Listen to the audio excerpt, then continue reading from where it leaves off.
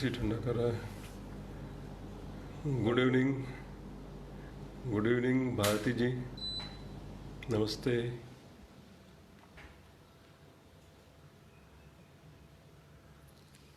Hello अनार जी, good evening, नमस्ते। विश्वेश जी नमस्कार, कैसे हैं आप? नमस्ते भारती, कैसे हैं आप?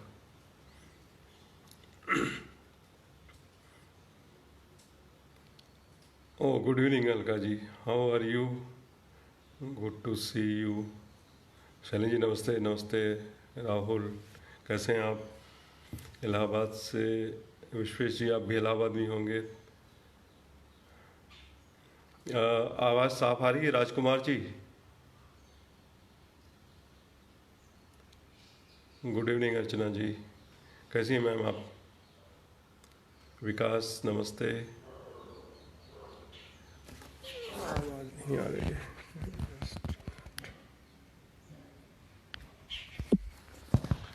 आप देखें आवाज़ आ रही है क्या? रोहित गुड इवनिंग, कैसे हैं आप? मस्ट बी हेक्टिक आजकल बहुत। आप अच्छा काम कर रहे हैं पूरे। हम सबको आप पे बहुत गौरव है। राजस्थान में बहुत ही बढ़िया हेल्थ डिपार्टमेंट ने काम किया है। We are all proud of you. और आपका एनालिसिस मैं रोज़ देखता हूँ, बहुत अच्छा, बहुत ही अच्छा दिख रहा है। उम्मीद है, ईश्वर से प्रार्थना करें कि सब अच्छा हो। देवेंद्र जी नमस्ते। Vinay Jaiswal ji good evening, thank you Bharti ji. Neelima ji नमस्ते। रमेश जी नमस्कार, गुड इवनिंग।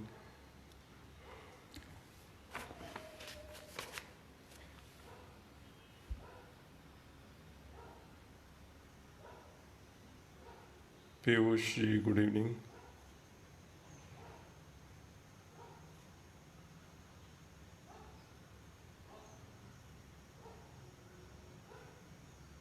नमस्ते भैया। धीरेन्द्र जी नमस्कार। Rishabh,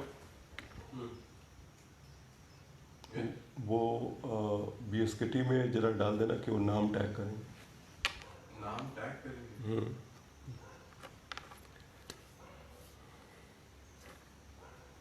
Vaishali ji good evening, good to see you, hope you are doing fine.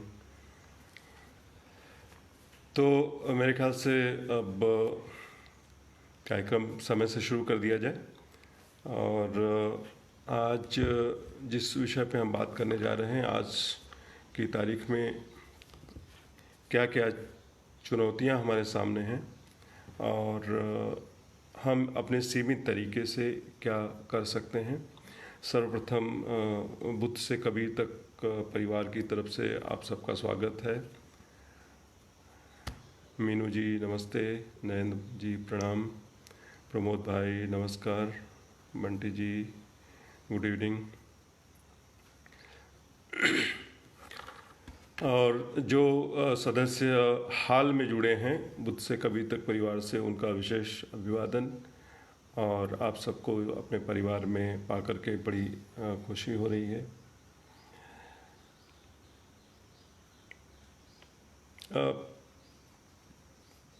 शुरुआत करें कि आज हम कहाँ पे हैं और क्या हो रहा है, और ऐसी स्थिति में अपने लिए क्या रास्ता हम तय कर सकते हैं हमारा निकट भविष्य में, और आगे क्या रोड मैप हो सकता है, क्या समस्याएं हैं, किस तरीके से हम प्रयास कर सकते हैं।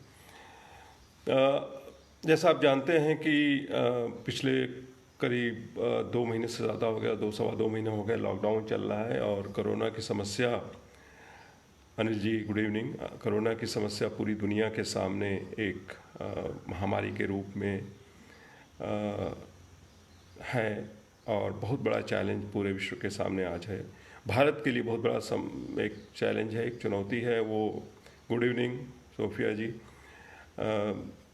बहुत बड़ा चैलेंज है भारत के लिए, खास करके एक बहुत बड़ा देश है, बहुत बड़ी जनसंख्या है, डाइवर्सिटी है, बहुत रिमोट एरियाज़ हैं, बहुत ही अर्बनाइज्ड एरियाज़ हैं।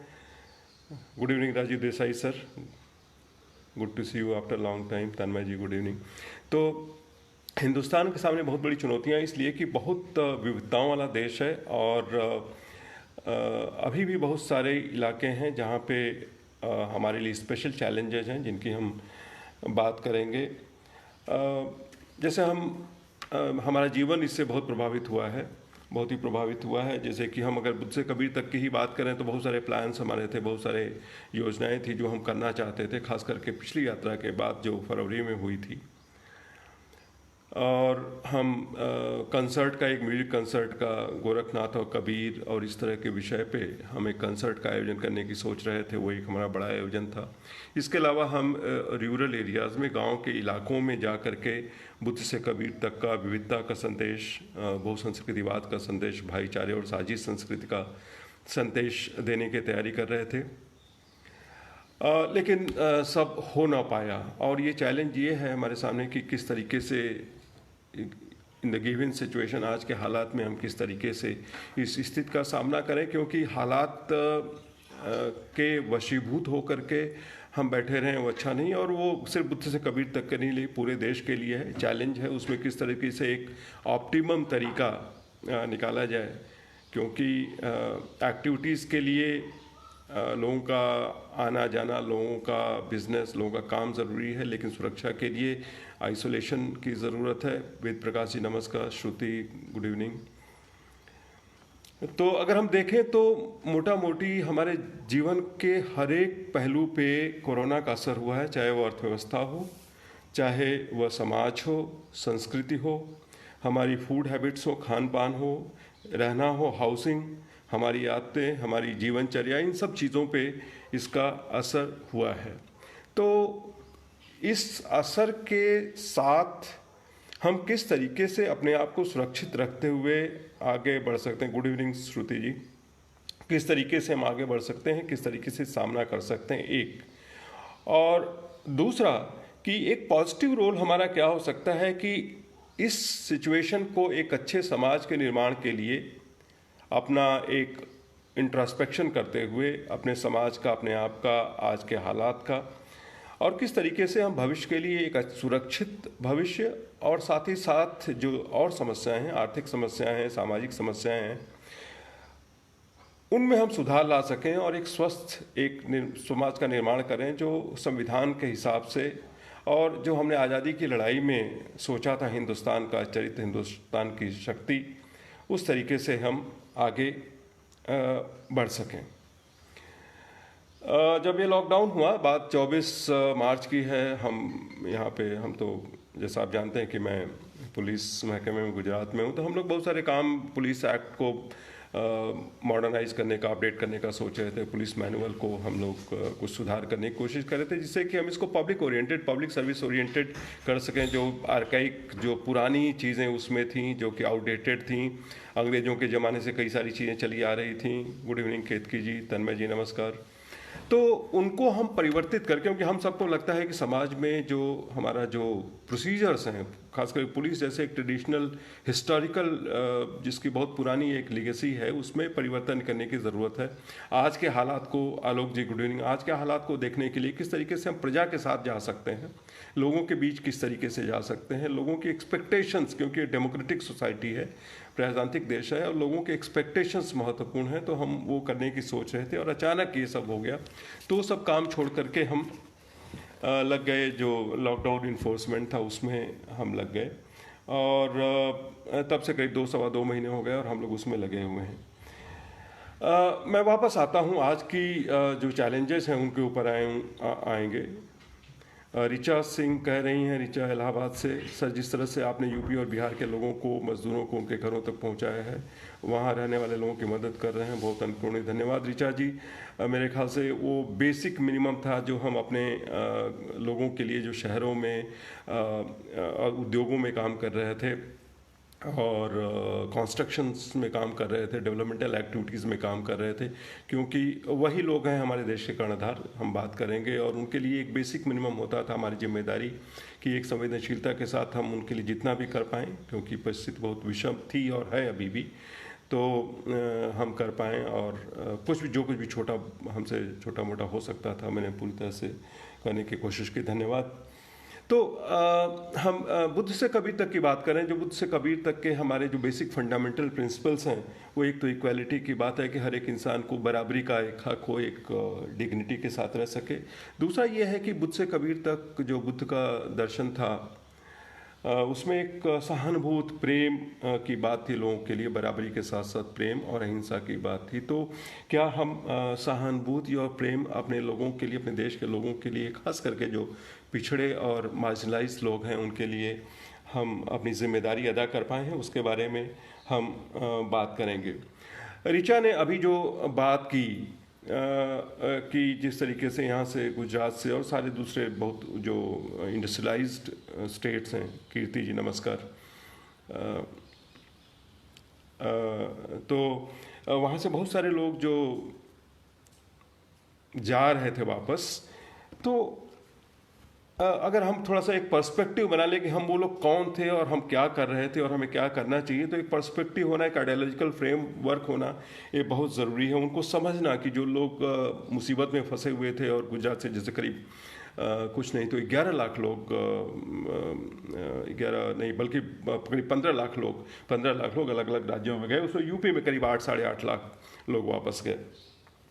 तो अगर हम उनके बारे में बात करें कि वो कौन लोग हैं, तो हमें इस स्थिति को समझने में आसानी मिलेगी और अपनी रोड मैप या आगे के लिए जो प्लानिंग है उसके लिए हमें आसानी मिलेगी।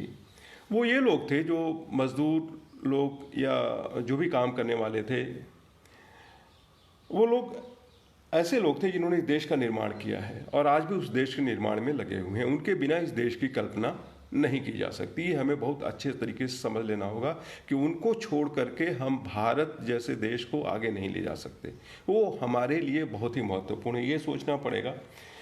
दूसरा ये सोचना पड़ेगा कि ये वो लोग हैं जो हिंदुस्तान के अलग अलग इलाकों से, उड़ीसा से, उत्तर प्रदेश से, बिहार से अपना घर बार छोड़ करके, एक रिस्क लेकर के शहरों में आए हुए हैं रोजी रोटी की तलाश में, और देश की जो विकास की प्रक्रिया है उसमें अपना योगदान देने के लिए आए हुए हैं।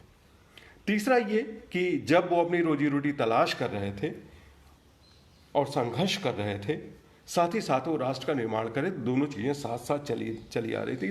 जब मैं ये बात कर रहा हूँ तो मुझे अचानक नेहरू की याद आती है, जवाहरलाल नेहरू जी की याद आती है, और उनका मानना था कि यही लोग हैं। मैं पूरी घटना बयान करूं। एक बार कहते हैं कि नेहरू जी किसी पब्लिक मीटिंग में गए और वहाँ पे लोग भारत माता की जय के नारे लगा रहे थे, बहुत ही उत्साह से, और बहुत ही एक उसमें एक ऊर्जा थी। गुड इवनिंग शिव कुमार जी, श्वेता गुड इवनिंग। तो नेहरू जी ने पूछा कि भाई आप लोग नारे लगा रहे हैं तो ये भारत माता का क्या मतलब होता है। लोगों ने कुछ बताने की कोशिश की, कुछ समझाने की कोशिश की। नेहरू जी ने फिर बाद में उनको समझाया कि हमारा देश, हमारे देश के जो लोग हैं, जिसमें किसान हैं, मजदूर हैं, शिक्षक हैं, वैज्ञानिक हैं, ट्रांसपोर्टर्स हैं, जो आदिवासी लोग हैं, जो अलग अलग क्षेत्रों में काम करते हैं, कंस्ट्रक्शन में लगे हुए हैं, वो सारे लोग भारत माता का रूप हैं, क्योंकि वही भारत माता को बना रहे हैं, भारत को बना रहे हैं। भारत को जनने का काम, भारत को जन्म देने का काम, भारत को एक स्वरूप देने का काम उन लोगों ने किया है। तो अगर सच्चे अर्थों में गए तो भारत माता वही किसान, मजदूर, वैज्ञानिक, शिक्षक, ये लोग हैं। तो जब मैं ये बात कर रहा हूँ तो मुझे बार बार याद आता है कि ये लोग जो 15 लाख लोग जो निकल करके गुजरात से गए, और दूसरे राष्ट्रों से भी, दूसरे राज्यों से भी, महाराष्ट्र या पंजाब से या तमिलनाडु से, आंध्रा से, कई सारे राज्यों से लोग निकल के जा रहे हैं, ये वही लोग हैं जो भारत माता का रोल अदा करते हैं। जहाँ तक राष्ट्र निर्माण का बात है, हमारे जिस भारत माता की जय हम बोलते हैं, ये वही लोग हैं। तो सवाल उठता है कि जब हम भारत माता की जय के नारे लगाते हैं तो क्या हम इनकी जय बोलते हैं या हमारे नारे खोखले होते हैं? हमें सोचना पड़ेगा, अपनी ईमानदारी के बारे में सोचना पड़ेगा, अपने कमिटमेंट और कन्विक्शन जो हमारे देश के लिए कमिटमेंट है, अगर हमारे देश और संविधान के लिए कमिटमेंट है तो हमें ये भी सोचना पड़ेगा कि क्या हम जब भारत माता की जय के नारे लगा रहे होते हैं तो क्या ये मजदूर लोग हमारे जहन में होते हैं? और अगर होते हैं तो बहुत अच्छी बात है, अगर नहीं होते, मीनाक्षी जी गुड इवनिंग, अगर नहीं होते हैं तो क्या we are not honest to ourselves? क्या हम ऐसे खोखले नारे लगा रहे होते हैं? कीर्ति जी कह रही हैं अटूट सत्य बिना हमारे लेबर वर्कफोर्स के इस देश की कल्पना नहीं की जा सकती, और इसी तबके को आगे लाना ही सस्टेनेबल डेवलपमेंट की तरह हमें बनाए रखना पड़ेगा। बिल्कुल सही है, मैं इसकी बात करूंगा कि इनके बिना देश को सोचा नहीं जा सकता। Sudha ji good evening, nice to see you, hope you are doing fine. जब 29 तारीख को भारत के गृह मंत्रालय ने ये तय किया कि अब जो लोग जाना चाहते हैं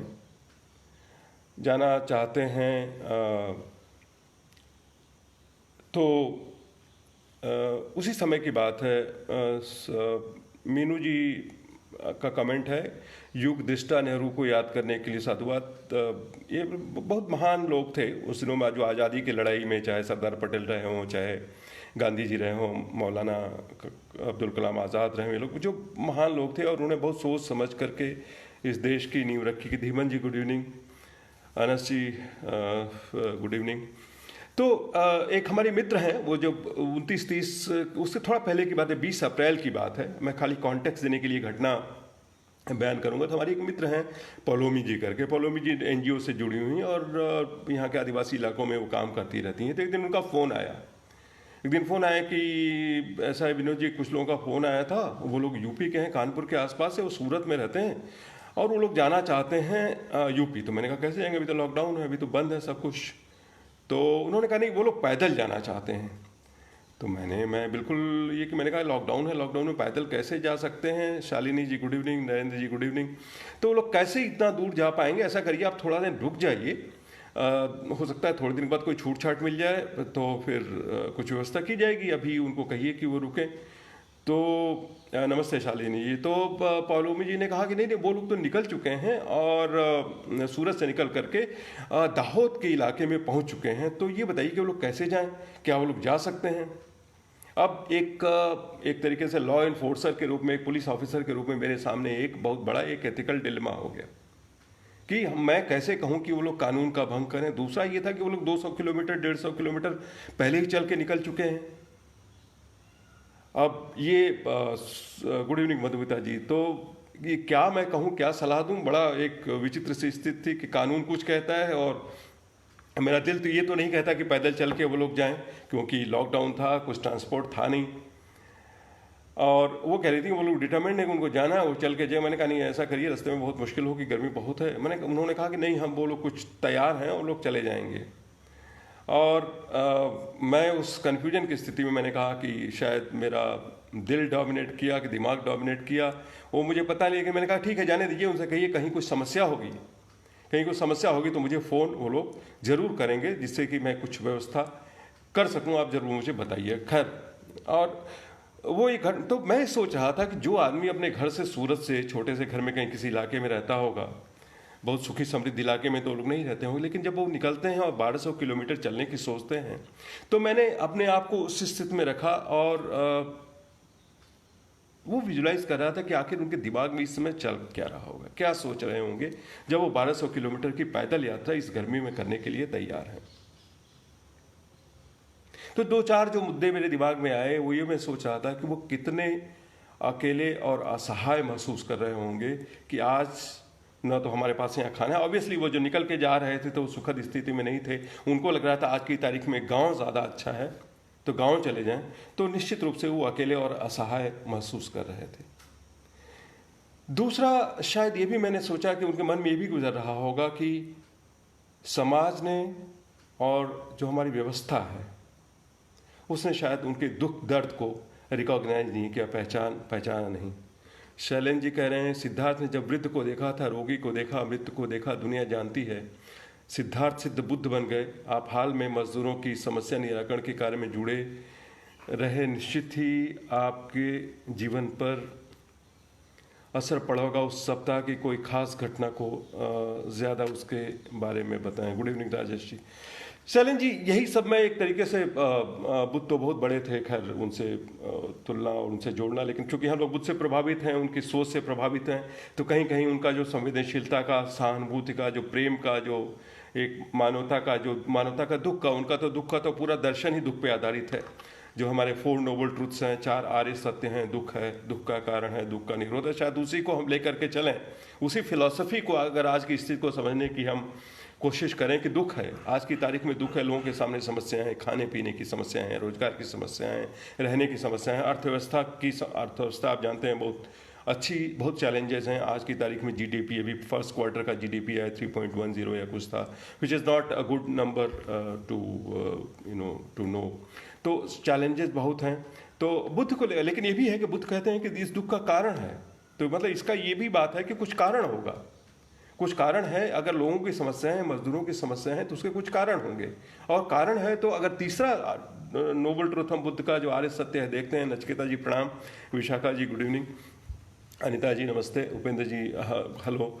तो अगर हम देखें तो दुख का कारण है और दुख का निषेध भी है, दुख को दूर करने के रास्ते भी हैं। तो अगर वही देखें कि आज ये मजदूरों की जो समस्याएं हैं, तो आखिर कुछ तो दूर करने के रास्ते होंगे, और कहाँ पे हम असफल है, वो हमें एक सोचने की बात है कि हम असफल कहाँ रहे। शायद हम उस दुख को पहचानने में हम असफल रहे समाज के रूप में। मैं व्यक्ति के रूप में तो खैर जो भी मेरी संवेदना है, लेकिन समाज के रूप में शायद हम थोड़ा असफल रहे, और शायद इसीलिए अचानक 1200 किलोमीटर की यात्रा पे जाने के लिए मजदूर बच्चे इस गर्मी में बच्चों के साथ में, औरतों के साथ में वो लोग निकल गए। और शायद ये कॉन्ट्रैक्ट लेबर की जो सिस्टम है, जो खैर दैट्स अ रियलिटी, मैं बहुत ज़्यादा कमेंट नहीं करना चाहूँगा बिकॉज दैट इज़ वर्किंग, लेकिन कॉन्ट्रैक्ट लेबर की समस्या है तो शायद वो इनसेंसिटिविटी उसमें इनबिल्ट है कि ओनरशिप नहीं है, न तो मालिक मजदूर को ओन करता है, न मजदूर मालिक को ओन करता है। ये जो डिस्कनेक्ट है, लैक ऑफ रिलेशनशिप है, लैक ऑफ एम्पैथी है, लैक ऑफ कंसर्न है, मेरे ख्याल से वो इस सिचुएशन को एक्सप्लेन कर सकती है। शायद उनके मानव अधिकार का भी भंग है, उनको एक व्यक्ति के रूप में जो एक महत्व मिलना चाहिए, जो डिग्निटी होनी चाहिए, जो इज्जत होनी चाहिए, वो शायद हम उनको देने में असफल रह पाए हैं। और ये जो हमारा सिस्टम है, शायद ये भी सोचना पड़ेगा, क्या ये आप सबको सोचने की बात है, मैं प्रश्न आपके सामने रहा हूँ कि सिस्टम बहुत एक्सप्लॉयटेटिव हो गया जहाँ तक ह्यूमन रिसोर्सेज की बात है।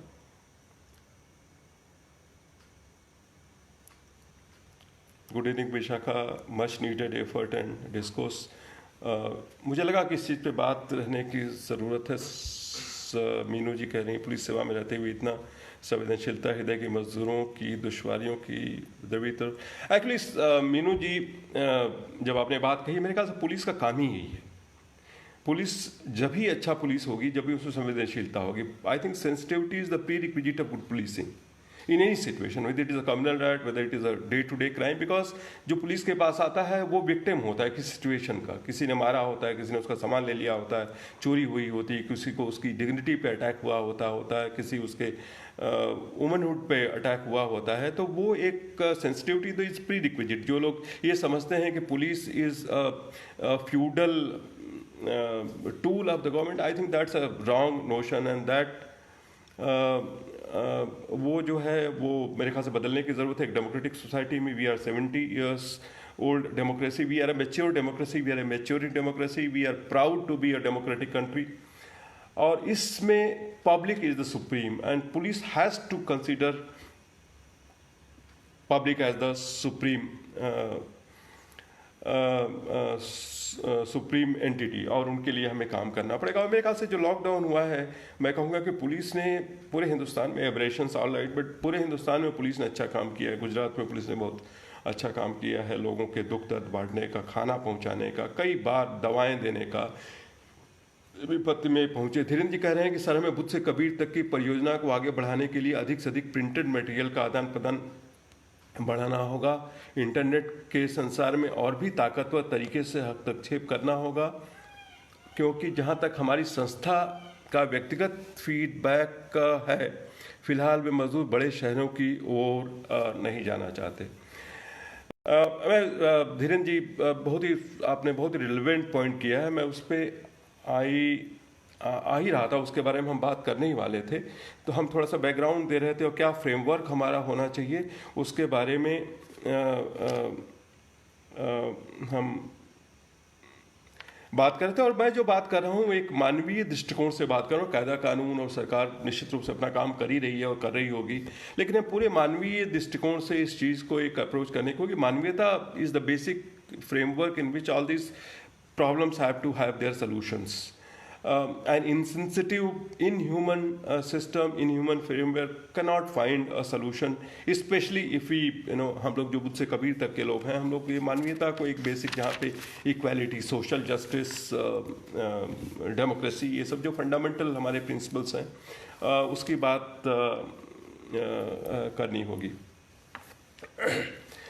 मैं थोड़ा सा पर्सनल अनुभव शेयर करना चाहूँगा। बहुत सारे मित्र मिले हैं और मैं चाहूँगा कि आप लोग अपने मित्रों को इनवाइट करें बात करते करते।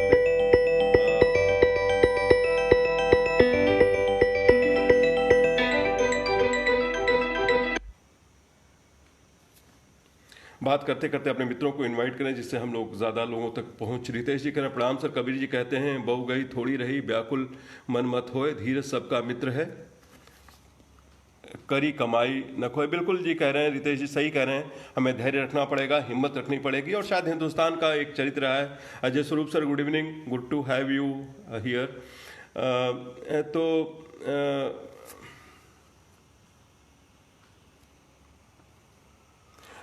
हिंदुस्तान का एक चरित्र रहा है। हिंदुस्तान एक बहुत बड़ी संस्कृति रही है, बहुत बड़ा इतिहास रहा है हिंदुस्तान का। और हिंदुस्तान में जब भी तकलीफ़ें आई हैं, एक हिंदुस्तान हमेशा इवॉल्व किया है अपने आप को। सॉरी, डिस्कनेक्ट हो गया था। उस सिचुएशन से स्ट्रगल किया है और स्ट्रगल करके नए तरीके से अपने आप को इवॉल्व किया है। इतिहास में अगर देख लें, वैदिक कालीन समय से लेकर के बहुत सारी अप्स एंड डाउन्स हुए हैं, हिंसा के रहे हैं, तकलीफ़ों के रहे हैं और दिन रहे हैं। और हिंदुस्तान हर बार एक मजबूत होकर के, इससे पहले आप देखेंगे तो 1900 के आसपास बहुत बड़ा अकाल आया था और हिंदुस्तान उससे भी नहीं था। और हिंदुस्तान के लोगों की ताकत थी, आम लोगों की ताकत थी। विश्वेश जी बहुत बहुत धन्यवाद, बहुत बहुत धन्यवाद। पुलिस अधिकारी के रूप में यह मानवीय संवेदना से ज़्यादा महत्वपूर्ण है। वे गुजरात में कार्यरत, मन की बात कहते हैं और करते रहते हैं। मेरे ख्याल से विश्वेश जी, मैं बिल्कुल साफ कहना चाहूँ कि मुझे कोई विरोधाभास पुलिस की नौकरी में, भारत के संविधान में, कायदा कानून में और जो मैं बात कर रहा हूँ उसमें कोई विरोधाभास नहीं है। मेरे ख्याल से उसी की आत्मा को आगे बढ़ाने के लिए हम बात करते हैं। बुद्ध ने जो कहा था, कबीर ने कहा था, रविदास ने जो कहा था, स्वामी विवेकानंद ने कहा था और गांधी जी ने कहा था, नेहरू ने कहा था, वही सारी बातें हम कह रहे हैं। कोई नई चीज़ इसमें नहीं आती हैं। और मेरे ख्याल से ये संवेदनशीलता आवश्यक है कि हम हमारे समाज में, कीर्ति जी कह रहे हैं, फिलोसफी ऑफ बुद्धा से कबीर तक इज़ द धर्म of humanity. Absolutely, I think humanity is important. I don't think कि कोई धर्म या कोई सेक्ट महत्वपूर्ण है। ह्यूमैनिटी है, मानवता है, मानवीय संवेदना है, मानवता के लिए कंसर्न है, तो हम सही तरीके से आगे बढ़ रहे हैं। मोहम्मद उसामा रावत जी का, sir, you are very right, said that police should be cooperative, but the reality in general is much different. I am sure police, there are issues we can, police पे एक अलग से कभी बात हो सकती है। धीरेन्द्र जी कह रहे हैं, हमारे भारत के निर्माता, सच्चे निर्माता या मजदूरों का समूह हथपति गर्मी में सड़कों पर नंगे पांव गाँव की ओर जाना चाहते हैं। इसके पीछे खाद्य सुरक्षा सबसे ऊपर है। जी बिल्कुल, बिल्कुल सही है। खाद्य सुरक्षा, मेरे ख्याल से हमारे यहाँ फूड सिक्योरिटी एक्ट भी आ गया है और कोशिश करनी चाहिए कि इसकी हम जो स्पिरिट ऑफ दैट एक्ट है, that has to be implemented. Sarvesh ji good evening, Neetu ji नमस्ते। तो हम बात कर रहे थे कि थोड़ा सा हम बात करते हैं, फिर सवाल थोड़ा सा बाद में लेंगे। अगर थोड़ा सा कुछ मिनटों के लिए अपने प्रश्न आप लोग रोकें तो एक बार थोड़ी सी बात कर लें, ज़्यादा लंबी बात नहीं, फिर सवालों पे आएंगे और डिस्कशन होगा। तो जो पहला फेज था लॉकडाउन का, उसमें मैंने देखा कि लोगों को जब अचानक बंद हो गया तो लोगों को खाने पीने की बहुत सारी समस्या थी। सूरत, अहमदाबाद, बड़े शहरों में समस्या ज़्यादा मुश्किल थी। छोटे शहरों में थोड़ी कम थी, वहाँ पर भी थी, लेकिन वहाँ पर इतनी नहीं थी जितनी कि बड़े शहरों में थी। और जहाँ तक बुद्ध से कबीर तक का सवाल है, हम लोग इस बात के लिए संवेदनशील थे और पूरा ग्रुप, मैं अपनी बात नहीं कर, मैं तो सरकारी रिस्पॉन्सिबिलिटी के रूप में ये काम कर रहा था, लेकिन मुझे तो करना ही था। लेकिन जो पूरा बुद्ध से कबीर तक ग्रुप था उसमें हम लोगों ने बार बार चर्चा की और ये कहा कि कहीं से भी पूरे हिंदुस्तान में कहीं से भी हमारे पास फीडबैक अगर मिलता है कि कहीं भी किसी को खाने पीने की तकलीफ है तो हमें उसमें इंटरवीन करना चाहिए। और गोरखपुर से मैं आपको बताऊं कि जो बुद्ध से कबीर तक परिवार है उसमें शैलन जी, शाहबाज जी और रत्नेश जी, कई लोग हैं गोरखपुर के जिन्होंने एक तरीके से लोगों की कंप्लेंट्स इकट्ठी की और कंप्लेंट्स इकट्ठी करके वो हर सुबह उसमें क्या होता था कि उनमें नाम, एड्रेस और मोबाइल नंबर, इतनी 3 चीज़ें देनी होती थी जिससे कि उनको पहुंचा जा सके। तो इन लोगों ने बहुत अच्छा काम किया और हर सुबह में नाम मिल जाते थे और हमने एक तरीके से सिद्धांत ही बना लिया था। अगर गुजरात तो मेरा रिजर्वेशन था तो गुजरात में तो हम कर ही सकते थे, लेकिन ये भी सोच लिया था हम लोगों ने अगर हिंदुस्तान में कहीं भी आएगा तो हम अब थोड़ा सा अपनी नौकरी के सालों का लाभ लेते हुए उसका गैर फायदा या जो भी कहिए कि गैर कानूनी इस्तेमाल करते हुए, चाहे असम हो, चाहे पंजाब हो, केरल हो, कहीं भी हम जो है वहाँ पे लोगों तक, तमिलनाडु हो, हम अपनी बात पहुँचाते थे और कोशिश करते थे कि वहाँ पे जो ऑफिसर हैं उनसे हम बात करते, डिस्ट्रिक्ट मजिस्ट्रेट हो या जैसे कि एक बहुत ही एक संवेदनशील केस था जो कि करबी आंगलांग डिस्ट्रिक्ट का असम का था, जिसमें करीब किसी ने कहा कि 50,000 से ज़्यादा लोग भूखे हैं। तो हमें लगा ये संख्या बहुत ज़्यादा है, कहीं एग्जैगरेटेड ना हो। तो एक मेरे मित्र हैं वहाँ पे IAS ऑफिसर हैं, तो उनसे मैंने संपर्क किया, जिष्णु बरुआ जी, तो उन्होंने वहाँ के डिप्टी कमिश्नर वहाँ पे बोलते हैं, तो उनसे मेरा संपर्क कराया। तो पता चला कि वहाँ पे तो लाखों लोग हैं जो कि बिना आधार कार्ड के हैं और ऐसी क्राइसिस में वहाँ पे फंसे हुए हैं। तो खैर उन लोगों ने बहुत मदद की। इसी तरह का उदाहरण, लेकिन ये था कि बैक ऑफ द माइंड हम लोग के था कि कहीं भी हिंदुस्तान में हो, हम अगर कर सकते हैं तो प्रयास करो, सफल होंगे नहीं होंगे। और वो शायद बुद्ध से कबीर तक की जो परंपरा है, वो जो हमारी कल्चर है इस ऑर्गेनाइजेशन की, हम उसको शायद अपने दिल में, अपने दिमाग में धीरे धीरे बैठाते जा रहे हैं। और वो शायद ऐसे में हमारा मार्गदर्शन करता है, जहाँ पे भी हमें एक डायरेक्शन की ज़रूरत होती है, एक मोटिवेशन की ज़रूरत होती है। तो इस जो बुद्ध से कबीर तक जो हमारा ग्रुप है उसकी जो संस्कृति है, उसकी जो एक तरीके से परंपरा है, वो हमें गाइड करती है और हमको आगे ले जाती है। तो दूसरा फेज जब 29 अप्रैल के बाद जब भारत सरकार ने कह दिया कि लोग अपने अपने घरों को जा सकते हैं, उनके लिए ट्रेन की व्यवस्था की जाए, तो मुझे गुजरात की तरफ से उत्तर प्रदेश और उत्तराखंड के लिए नोडल ऑफिसर बना दिया गया। और अचानक 30-29 को ये ऑर्डर रात में हो गया। मुझे भी बहुत देर से ऑर्डर वो मिला, देर रात से मिला, 11-12 बजे के आसपास। सुबह में मैं देखता हूँ कि 8 बजे के आसपास फ़ोन आना शुरू होता है। पहले घंटे में 10, फिर 20, फिर 30 और दिन भर में 10, 11, 12 बजते बजते तो लगा कि बिल्कुल जैसे कि एक तूफान आ गया है। आप नहीं मानेंगे कि एक घंटे में 300 फ़ोन आते थे। हालांकि उस एक घंटे में हम बहुत तो 15-20 फ़ोन ले सकते थे, इससे ज़्यादा लेना संभव नहीं था। और एक कॉल जब लेते थे और 1.5 या 2 मिनट बात करते थे, उस बीच में 10 कॉल, 8 कॉल, 12 कॉल मिस होके चले जाते थे।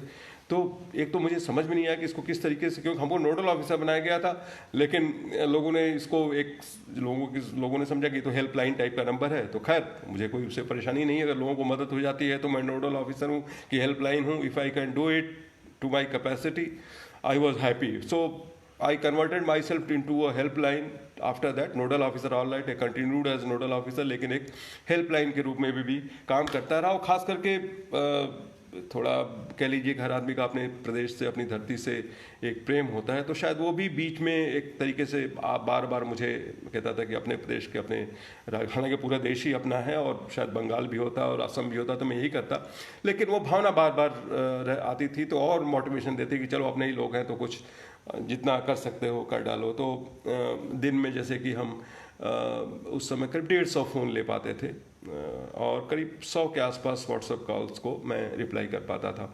और जो अनुभव रहे वो बहुत ही संतोषजनक अनुभव है। बाकी जो कॉल हुआ करते थे, फिर 2-4 दिन के बाद लगा कि हम नहीं हैंडल कर पाएंगे, तो हमने ऑफिस में 3 लोगों को तय किया कि वो लोग, जो मिस्ड कॉल थी उसका एक फ़ोन पे ही एक सॉफ्टवेयर होता है E2 PDF, तो उससे वो लिस्ट मिल जाती है, रिप्लाइड नॉन रिप्लाइड कॉल्स अलग हो सेग्रीगेट हो जाते हैं। तो मैंने उन लोगों को 3 लोगों को बांटना शुरू किया कि वो लोग कुछ कॉल को रिप्लाई करें। तो हम लोग कोशिश करते थे कम से कम 400 से 500 फ़ोन कॉल को रोज़ हम रिप्लाई कर सकें। एक हमारा तरीका था उस सिचुएशन से कोप अप करने का। और हम लोग करीब 8-9 तारीख तक, मुझे याद है 9 अप्रैल तक ये इसी तरीके की हालत रही और हम लोग संघर्ष करते रहे और कोशिश करते रहे कि जो कर सकते हैं करें। और उसमें एक चीज़ जो मुझे बहुत याद थी कि मैं कोशिश करता था कि मैं बात करूं, 1-1.5 मिनट बात करूं। शायद बात करने से ही कुछ लोगों की जो समस्याएं हैं उनको शायद हीलिंग टच मिले। और व्यक्तिगत जो एक पर्सनल कांटेक्ट और पर्सनल वो चीज़ मैंने मेंटेन करने की कोशिश की। अगर किसी की व्यक्तिगत समस्या एक्सट्रीम हो, एक बहुत ही मुश्किल परिस्थिति में हो, तो शायद उसके लिए मुझे अलग तरीके से एक एफर्ट करने की ज़रूरत है, वो मैं कोशिश करता था। और मुझे खुशी है, मुझे संतोष भी है, कई लोगों का एक व्यक्तिगत रूप से भी मैं कर पाया। जैसे कि मैं बताऊं, एक ऋषभ करके बच्चा था, वो मुझे व्हाट्सएप पे मैसेज किया, मैंने रिप्लाई किया कि इस वेबसाइट पे जाओ और अपना एप्लीकेशन करो। फिर वो कह रहा था कि उसने बहुत ही विनम्र भाषा में वो लिखता रहा, उसके एक तरीके से विनम्रता का भी मैं कायल हो गया कि वो लिखता रहा, वो एजिटेटेड नहीं हो रहा था कि उसको मुश्किल में है, वो एजिटेट नहीं हो रहा था। वो लिखता रहा कि हमारे माताजी हैं, पिताजी हैं, हम लोग फैज़ाबाद के रहने वाले हैं और बहुत लोग परेशान हैं और आप मदद करिएगा तो हम ज़िंदगी भर आपका एहसान नहीं मानेंगे। इस तरह की बात वो बार बार लिखता रहा। खैर वो मैंने फिर व्यक्तिगत रूप से वहाँ पे डिस्ट्रिक्ट मजिस्ट्रेट और पुलिस कमिश्नर को बात किया। और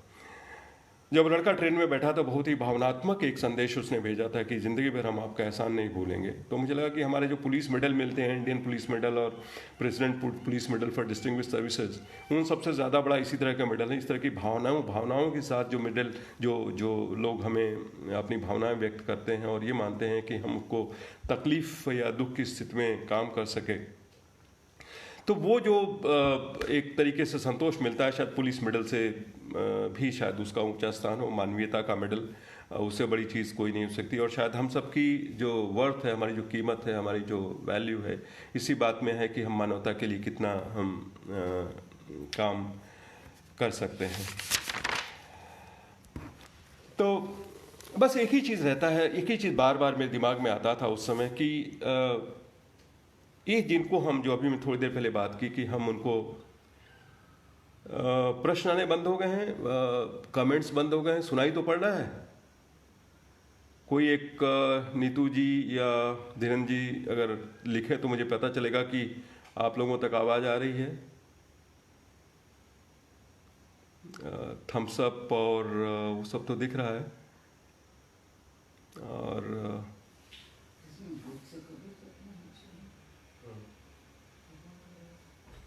तो मैं उम्मीद करता हूँ कि आप लोग सुन रहे हैं, क्योंकि संख्या बढ़ रही है तो शायद सुन रहे होंगे आप लोग।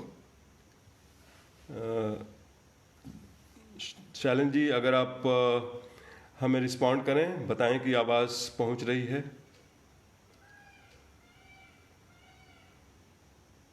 अनस जी, सर्वेश जी, क्या आवाज़ पहुँच रही है?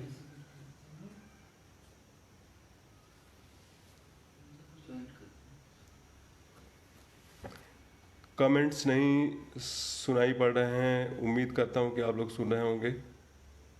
ऋषभ है, आपने फ़ोन पे जरा मुझसे कबीर तक पे जाके चेक करिएगा। अनुराग जी, आप कर लीजिए ना, आप अपने फ़ोन पे कर लीजिए, भूत से कबीर तक पे जाइए, देखिए। हाँ, चल तो रहा है तुम्हारा। आवाज़ सुनाई पड़ रही कि नहीं, मैं कह रहा हूँ। ठीक, आवाज़ फीडबैक हो जाएगा। हाँ, सॉरी, थोड़ा सा कन्फ्यूजन हो गया था। Vaishali ji, what a profound perspective, please make this discourse available so that we all can share. Thank you very much Vaishali ji. मैं तो ज़्यादा पढ़ा लिखा नहीं हूँ। भारती जी, धन्यवाद। प्रशस्ति, गुड टू सी यू, कैसे हैं आप? सत्यचरण जी, बहुत बहुत थैंक यू वेरी मच। बेहतरीन सर, लोगों से जुड़ने का बेहतरीन माध्यम, स्वागत है, thank you very much. Shubhangi, प्रणाम। Ram Prakash Singh ji, good evening.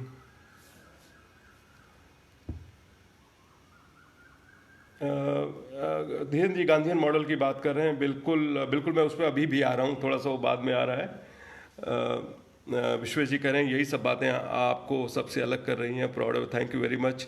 आपसे तो मेरा खास लगाव है, आप मधुबन के हैं, तो जब भी देखता हूँ तो मधुबन की याद आती है और ताल रतोई की याद आती है, भोजपुरी की याद आती है।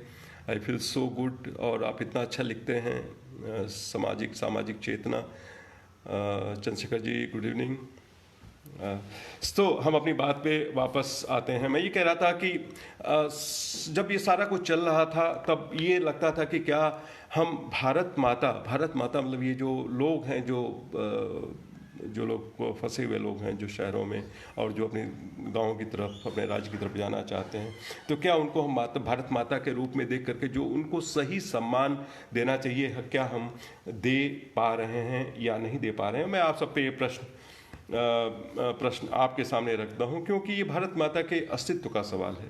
हम भारत माता को कितना मजबूत, कितना सशक्त, कितना गौरवशाली बनाना चाहते हैं, ये डिपेंड करेगा कि हम अपने मजदूरों और किसानों को किस तरीके से देख रहे हैं, किस तरह से ट्रीट कर रहे हैं। क्योंकि ये मजदूरों की बात हम कर रहे हैं, साथ साथ मेरे दिमाग में भी चल रहा है कि आखिर ये मजदूर लोग कौन हैं? ये मजदूर वही हैं जो छपरा से, आरा से, गोरखपुर से, प्रतापगढ़ से छोटे किसान हैं ज़्यादातर इनमें, या तथाकथित नीचे वर्गों के लोग हैं।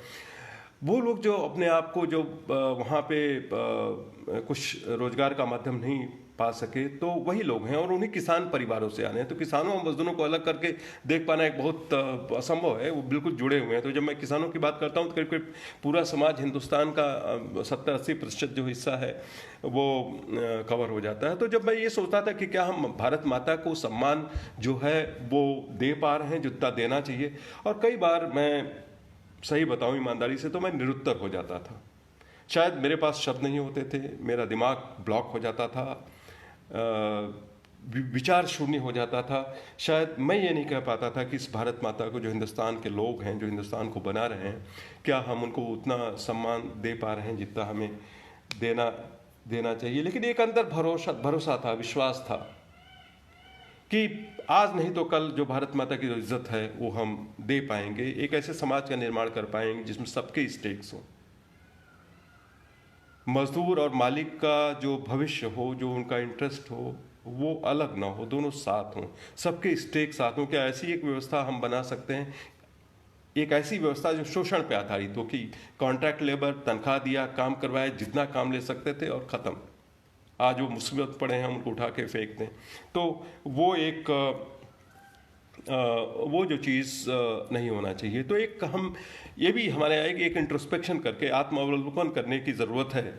और ये जब प्रश्न चल रहे थे तो मैं जजमेंट को नहीं देना चाहता, मैं ये प्रश्न आपके सामने कर रहा हूँ कि हम सबको एक इंट्रोस्पेक्शन करने की ज़रूरत है कि क्या हम जो समानता का सिद्धांत संविधान का है वो आज हम अपने जीवन में, अपनी सोसाइटी में उतार पा रहे हैं, और इसको हम इस घटना के परिप्रेक्ष्य में, इस घटना के कॉन्टेक्स्ट में, फ्रेमवर्क में, इसको हम इवेलुएट करने की कोशिश करेंगे। और ये प्रश्न मैं आप सबको देता हूँ, आप सब लोग इवेलुएट करिए कि whether the principle of equality to everyone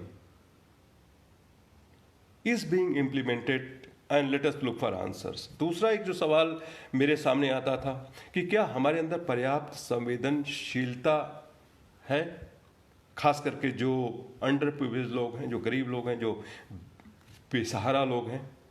और अगर ऐसा है तो इतना डिलेड रिस्पांस, जब मदद करने की बात आई तो इतना डिलेड रिस्पांस क्यों? मैं सोसाइटी की बात, मैं सरकार की बात नहीं कर रहा हूँ, मैं पब्लिक के तरीके पर। हालांकि बाद में लोगों ने बहुत काम किया है, और जो सबसे रिमार्केबल बात है, सबसे जो महत्वपूर्ण बात है कि मदद करने में मध्यम वर्ग, निम्न मध्यम वर्ग और गरीब लोगों ने मेहनत। एक ऐसी तस्वीर मेरे आंखों के सामने है, पता नहीं कहाँ की वो तस्वीर है, कि दो बच्चे एक झोला पकड़े हुए हैं, और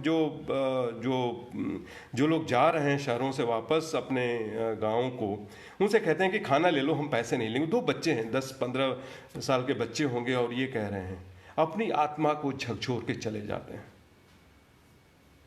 वो दिखाते हैं कि वो हमारे हिंदुस्तान को दिशा दिखाते हैं, वो वही आत्मा भारत की आत्मा है, हिंदुस्तान को दिशा दिखाते हैं। वो गरीब बेसहारा, खुद जो सड़कों पे खाना बेच करके अपनी जीवन निर्वहन करते हैं, वो लोग मदद करने के लिए आगे आ रहे हैं। तो हमको उनसे प्रेरणा लेनी चाहिए। प्रीता जी कह रही हैं, your and your team made a plan very well, it was executed well, और that is important, thank you very much.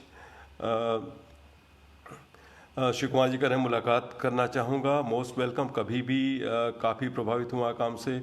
देखिए, आप लोगों का आशीर्वाद है कि हम कुछ कर पाने की स्थिति में हैं। बहुत बहुत शुक्रगुजार मिलना चाहूँगा मैं आपसे। श्रुति श्रीवास्तव जी कहें, you did the great job and your attempts are praiseworthy, we are proud of you. Thank you Shruti ji, you are a wonderful entrepreneur and very inspiring person. Amar ji मेरे कॉलेज से मेरे दोस्त, IIT BHU से, well done Vinod, thank you very much. Kamlesh भाई question जी। तो जो हम introspection की बात कर रहे थे, एक तो इक्वलिटी की बात हुई, एक सोशल सेंसिटिविटी की बात हुई कि क्या are we sensitive enough to the miseries of the people.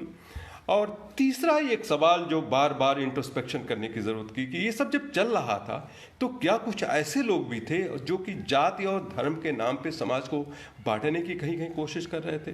मैं नहीं जानता, जो कहीं कहीं घटनाएं सुनाई पड़ती थी और बड़ी डिस्टर्बिंग घटनाएं थी। और कुछ लोग ये भी मानते हैं कि, जरा अरुणेश को फोन करके बोल दीजिए कि हाँ, मैं कर तो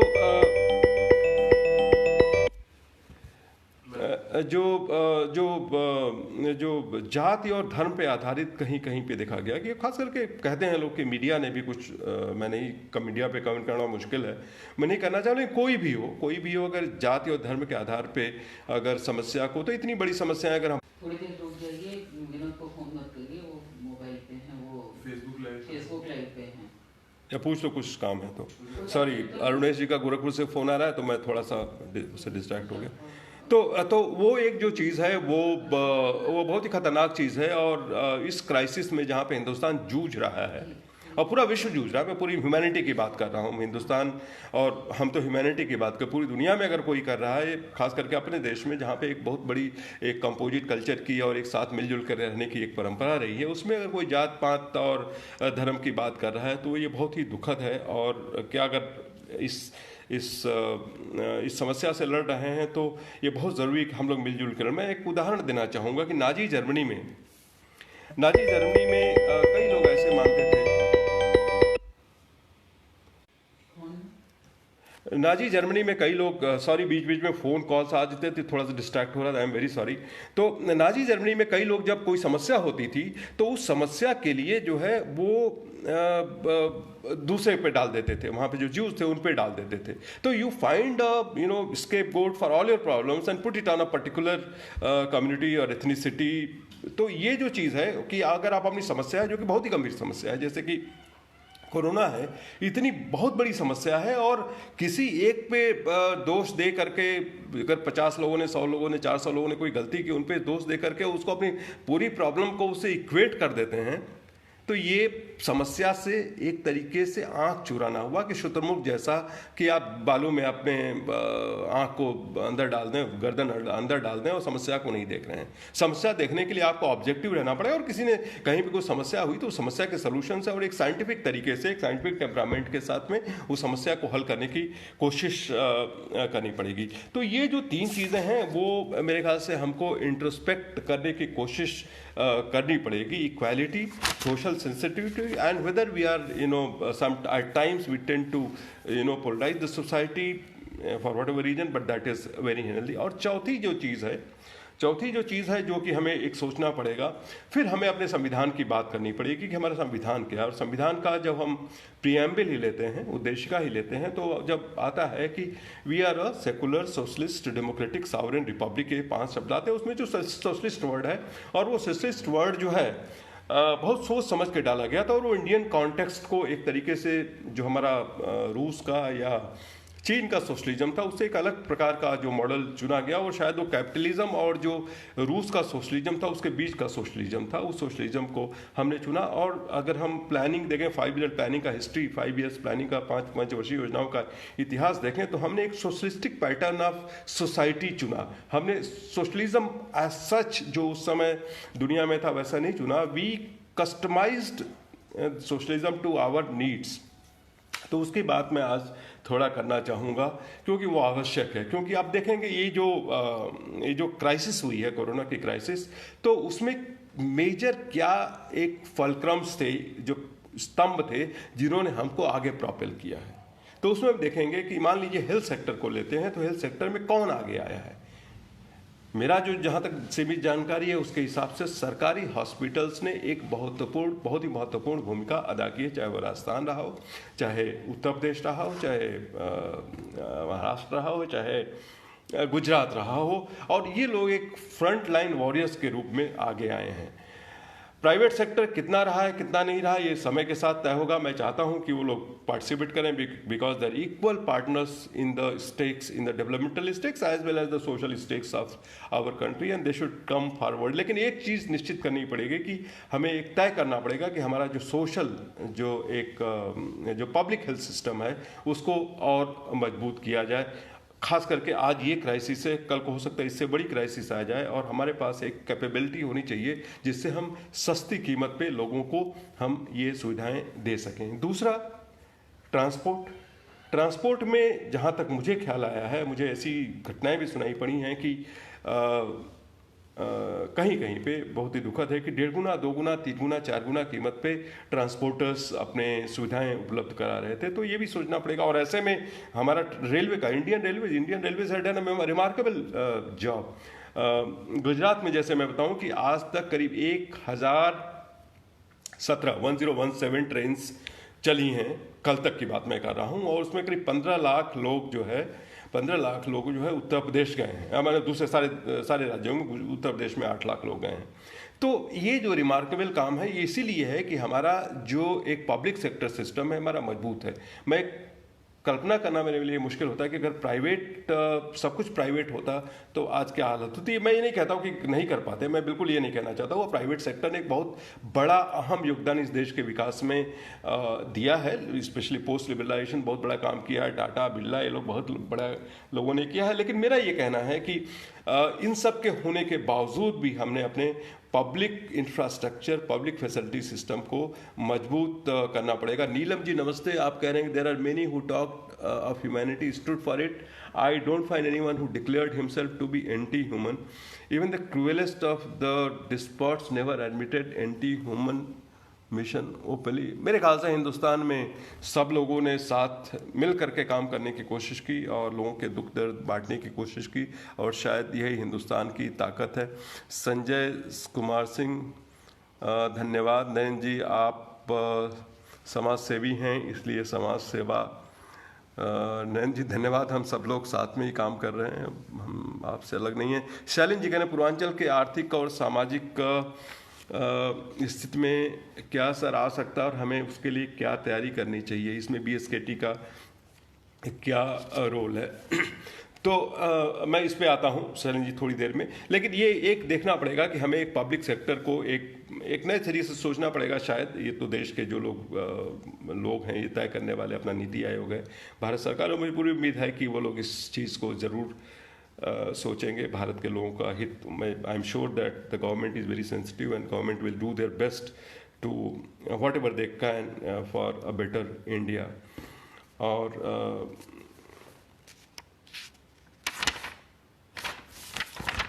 अब मैं प्रश्नों पे आऊँगा। ये कुछ चीज़ें मेरे दिमाग में थी, शायद एक आध बातें और हैं कि जो परिवर्तन जो हम एक्सपेक्ट करते हैं आने वाले दिनों में, उसी पे शैलन जी का जो प्रश्न है उस पर जवाब भी मैं दूंगा।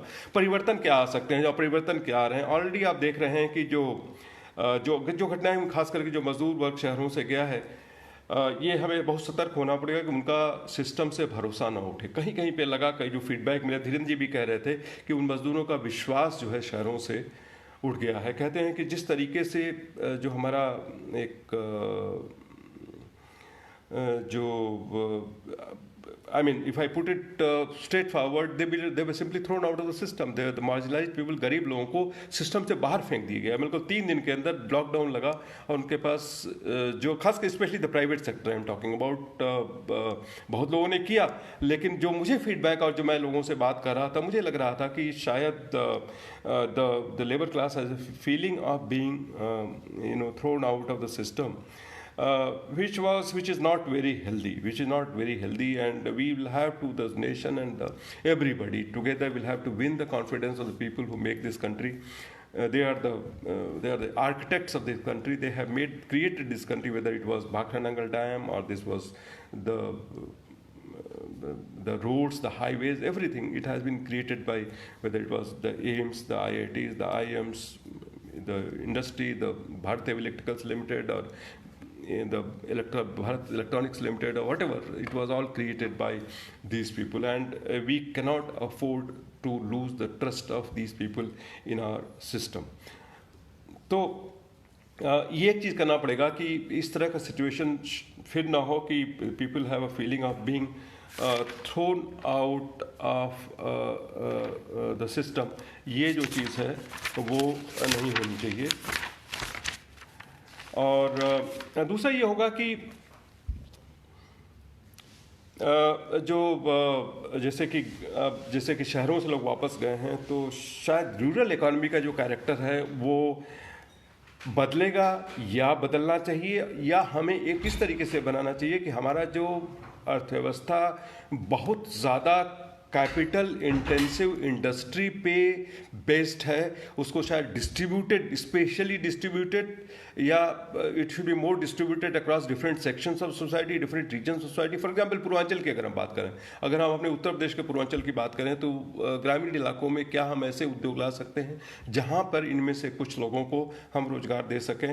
उत्तर प्रदेश सरकार निश्चित रूप से, माननीय मुख्यमंत्री जी ने कुछ बात की थी, और शायद हम उसको करने की कोशिश करें. और एक जो बड़ा जो फैक्टर होगा वो एजुकेशन में होगा और टेक्नोलॉजी में होगा, क्योंकि टेक्नोलॉजी इस तरीके से आएगी हमारी ज़िंदगी में, क्योंकि ये कब तक रहेगा, कब तक पूरा होगा, नहीं होगा.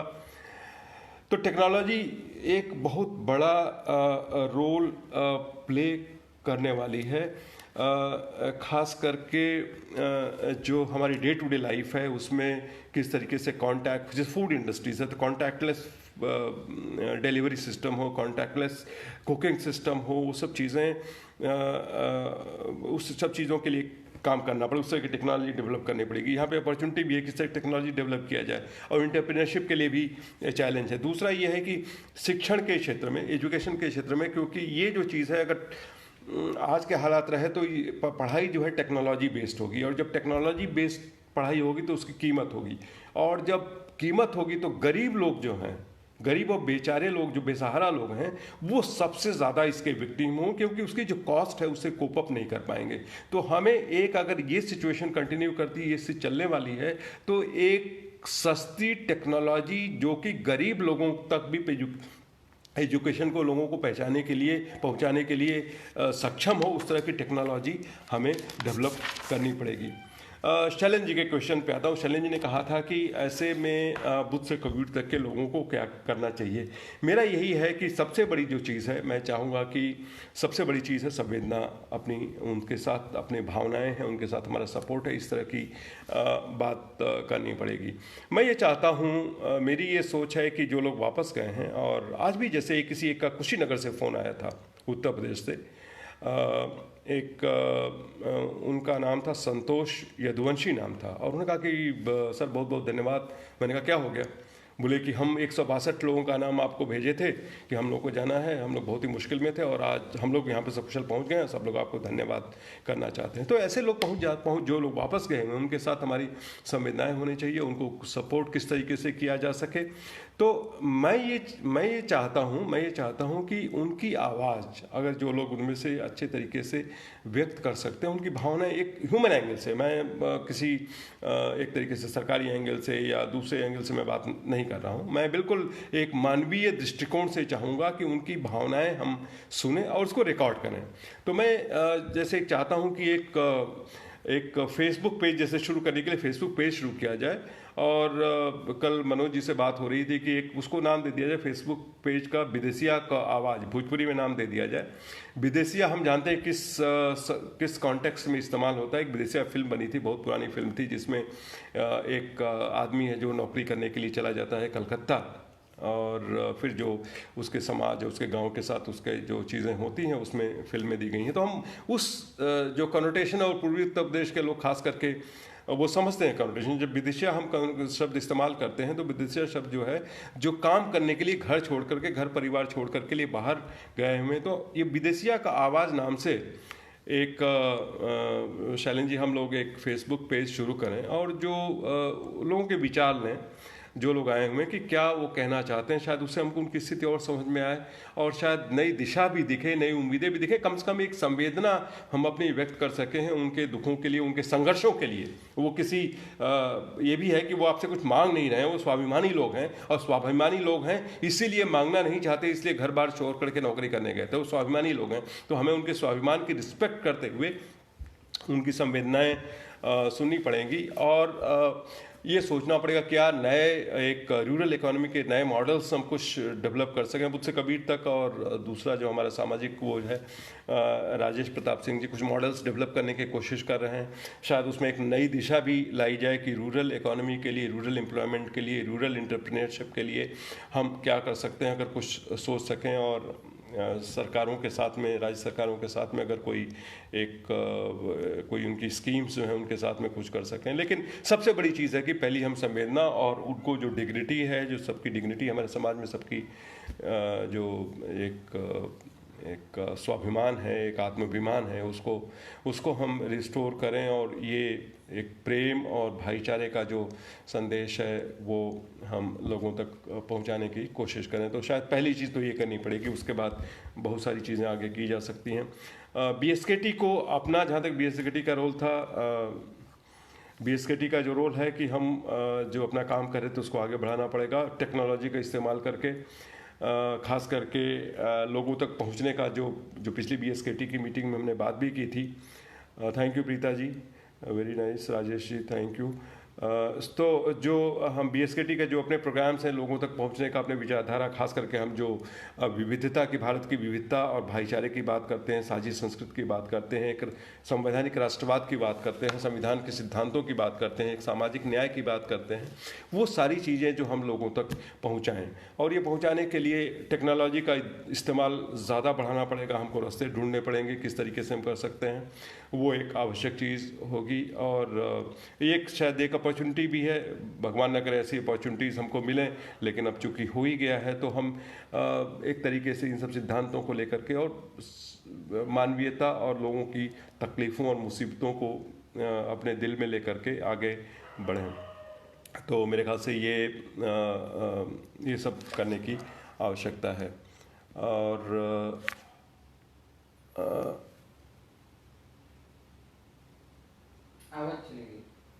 आवाज़ चली गई, सुनाई पड़ रही है। साथ मीनू जी कह रही हैं, साध्वी मीनू जैन, कहा जा रहा है कि जिन लोगों में यह क्षमता नहीं है कि इमरजेंसी के लिए 1 महीने की सेविंग नहीं रख सकते, उन्हें शहरों में वापस नहीं आने दिया जाएगा। यहाँ पे मैं कहना चाहता हूँ कि एक हिंदुस्तान के नागरिक के रूप में, मैं सरकारी कर्मचारी के रूप में नहीं, लेकिन हिंदुस्तान के नागरिक के रूप में कहना चाहता हूँ कि फंडामेंटल राइट है हमारा, आर्टिकल 19 में हमारा फंडामेंटल राइट है कि हिंदुस्तान में हम जहाँ जाना चाहें वहाँ जा सकते हैं, हम जो काम करना चाहें कर सकते हैं। हिंदुस्तान किसी 10-20 या 100 या 1000 गिने चुने लोगों का नहीं, हिंदुस्तान हमारा, हिंदुस्तान की आम जनता। मैंने थोड़ी देर पहले वो नेहरू जी का दृष्टांत कोट किया था, ये भारत माता यहाँ की आम जनता है, आम लोग यहाँ की भारत माता हैं।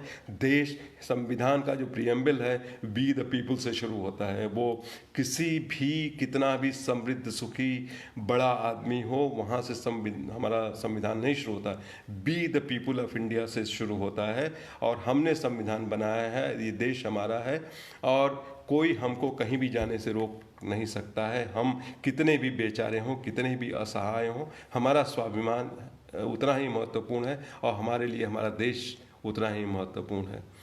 और नरेंद्र जी का कमेंट है, समानता अभी भी पूरी तरह स्वीकार्य नहीं है सामाजिक लेवल पर, एम्प्लॉय लेवल पर।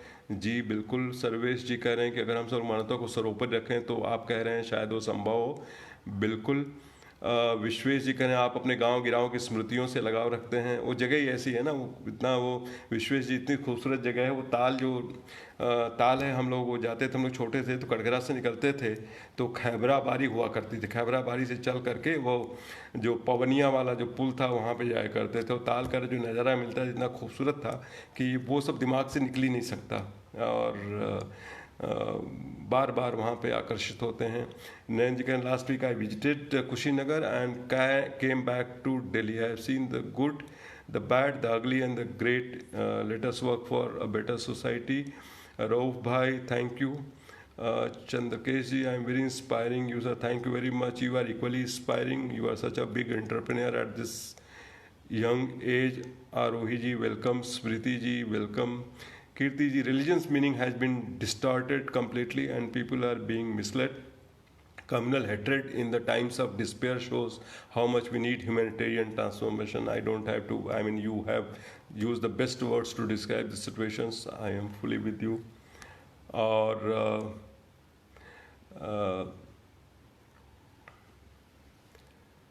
society should not be polarized to find an scapegoat. Bunty ji कह रहे हैं कि सर 1,83,000 केसेस हो गए हैं वक्त लॉकडाउन खुलने को, आप कैसे देखते हैं? बंटी जी, सरकार का निर्णय है, इस पर मैं बहुत ज़्यादा कमेंट नहीं कर पाऊँगा। शाहनाज जी, गुड इवनिंग। सरकार ने निर्णय किया है तो I am with that, I will support governments decision.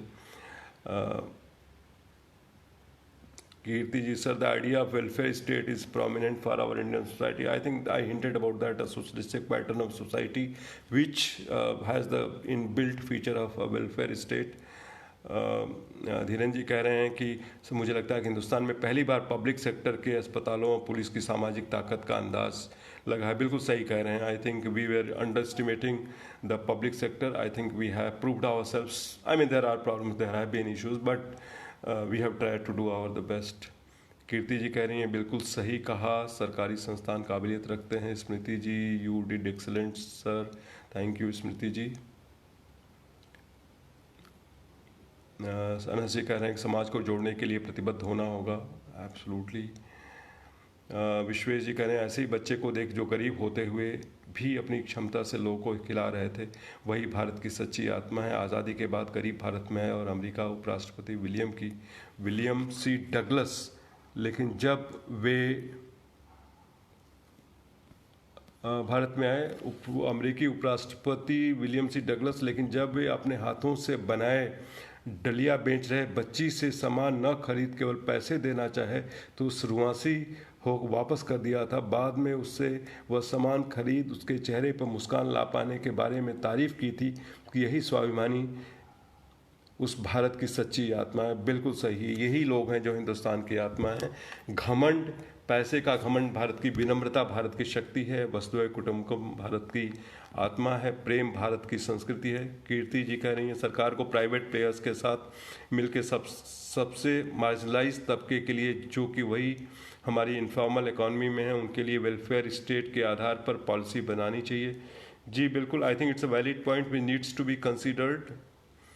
It's a very very important suggestion and I think मेरे ख्याल से पूरा होने के बाद में हमारी जो सोच होगी उस दिशा में निश्चित रूप से जाएगी। नरेंद्र जी कह रहे हैं सेंट्रलाइज बिजनेस की जगह distributed small setups. I think this is a distributed economy. Some models will have to be worked out, खास करके ग्रामीण इलाकों में, जिससे कि ये जो एक डिस्टॉर्टेड जो मूवमेंट होता है विच puts lot of disparity in the resources of the people, the opportunities and the burden on individuals' capacities, उस पर थोड़ा सा राहत मिले। इन मज़दूरों को लोकल स्तर पर ही रोज़गार उनके हुनर के हिसाब से दे देना चाहिए। आई think this a very valid question. और साध्वी जी का दूसरा सवाल है, राज्यों में सन ऑफ द सॉइल की भावना जोर पकड़ेगी, इससे बाहर से आने वाले श्रमिकों को मिलने वाला रोजगार प्रभावित होगा, इस बारे में टिप्पणी करें। मैं वही कह रहा था, हिंदुस्तान में प्रेम की जो परंपरा रही है, हिंदुस्तान में हम लोग सब मिलजुल के रहने वाले हैं। मेरे ख्याल से सन ऑफ द सॉइल एक क्षणिक भावना है जो कि निगेटिविटी पे आधारित है।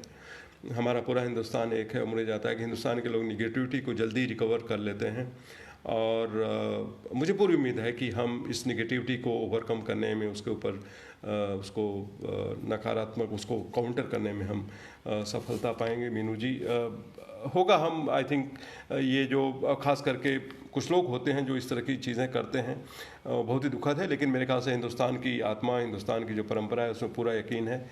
बुद्ध और कबीर की परंपरा, गांधी की परंपरा, और गांधी ने जिस तरीके से पूरे हिंदुस्तान को जोड़ा था, असम से लेकर के गुजरात और कश्मीर से लेकर के पंजाब से लेकर के तमिलनाडु तक, वो हमें अभी तक जोड़े है और जोड़े रहेगा। धीरेन्द्र जी कह रहे हैं रिप्लाइंग टू कीर्ति वंदना, उनको रिप्लाई कर रहे हैं। खैर मैं उसको नहीं पढ़ रहा हूँ, आप लोगों ने पढ़ लिया होगा। फिर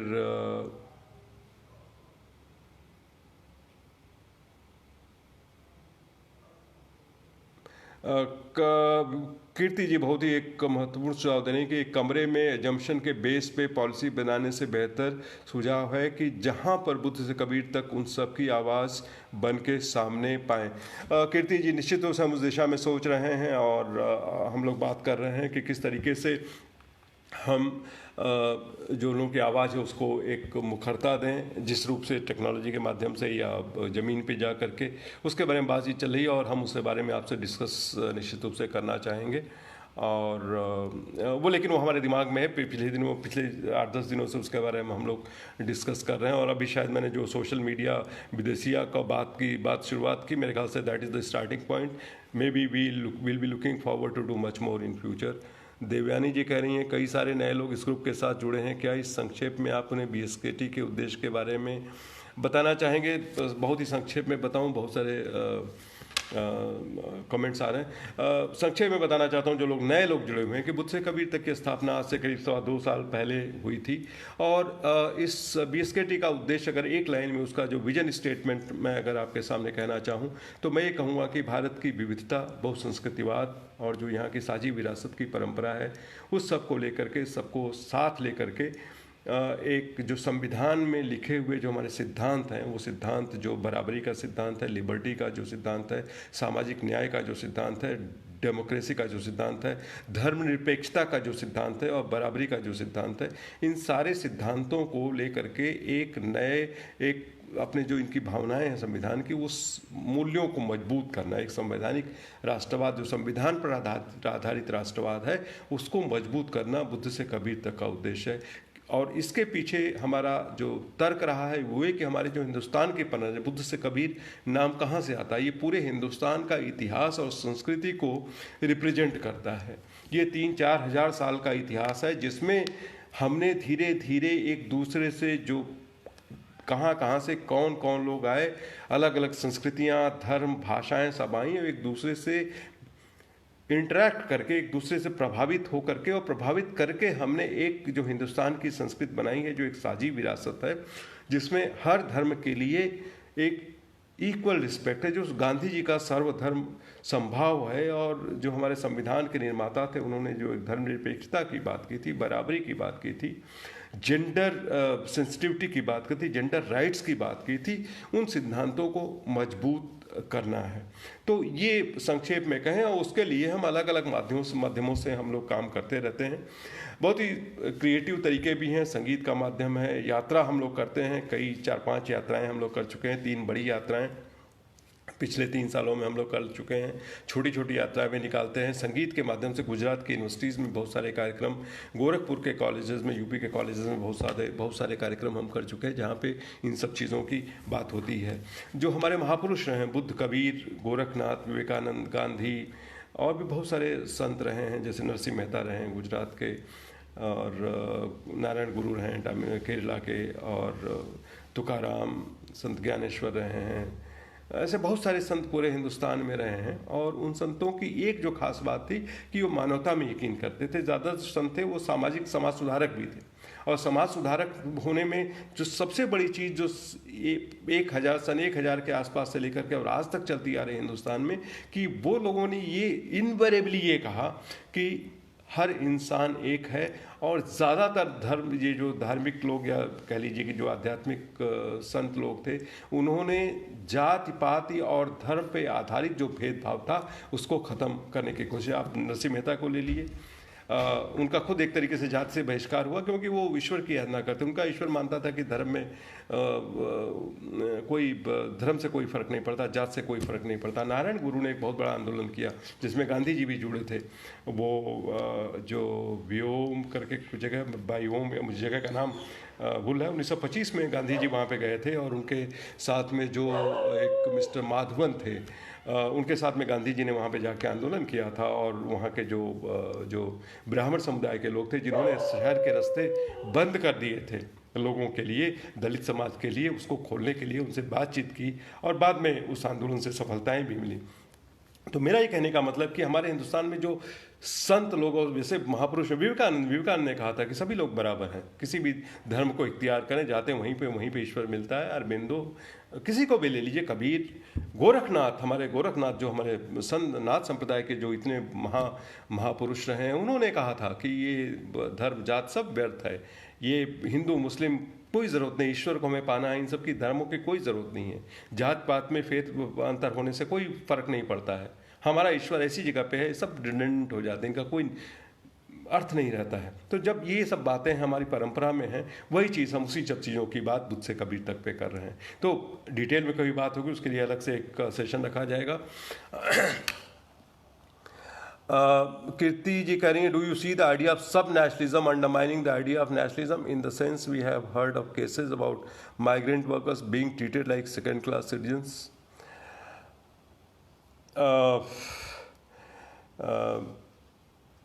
है तो बहुत ही दुखद है। हमें ये सोचना पड़ेगा कि किन परिस्थितियों में, जानना पड़ेगा किन परिस्थितियों में ये लाखों लाख लोग अपना काम करने की जगह छोड़ करके जा रहे हैं, क्या हुआ उनके साथ, किस तरीके से वो आहत हुए हैं, किस तरीके से वो उनकी अंतरात्मा को चोट लगी, उनके स्वाभिमान को चोट लगी है। क्या मैं उम्मीद करता हूँ कि हिंदुस्तान एक है और इस तरह की कोई भी बातें, कोई भी सब नेशनलिज्म की बात नहीं है, और होगी तो हम उसके सामने उसको हम काउंटर करेंगे। हमारे पास बहुत ताकत है हिंदुस्तान को इकट्ठा देखने के, हिंदुस्तान को मिलजुल के रहने की बहुत बड़ी ताकत है। और कुछ लोग कहीं पे होंगे, मुझे बहुत आइडिया नहीं है, लेकिन ऐसे लोग नगण्य हिंदुस्तान की ताकत और हिंदुस्तान की एकता के सामने। और मुझे पूरी उम्मीद है कि इस तरह की सब नेशनलिज्म वाली बात नहीं है, और कहीं किसी के दिमाग में फितूर होगा तो will be kind of destroyed, will decimate it, will not allow that to. India is too big a country, India has too great a tradition to kind of get intimidated or threatened by these small aberrations here and there. We have great strength in ourselves to counter this kind of narrow thought process, if at all it exists. Sudha ji कह रही हैं, very well said sir, it is every Indian fundamental right to go and work wherever they want. No one can be chained with conditions. Absolutely. Thank you Partho, good to see you. Rajnath Singh ji, thank you very much sir. Santosh ji, Dhiren जी, धीरेन जी एक बहुत अच्छी बात कर रहे हैं कि बुद्ध से कबीर तक की टीम को एक या कुछ गांवों को विशेष रूप से अपने साथ लेकर गांधी जी की सोच पर आधारित छोटी और सक्षम ग्रामीण अर्थव्यवस्था की सोच पर खड़ा करने की कोशिश करनी चाहिए, और इन गांवों को एक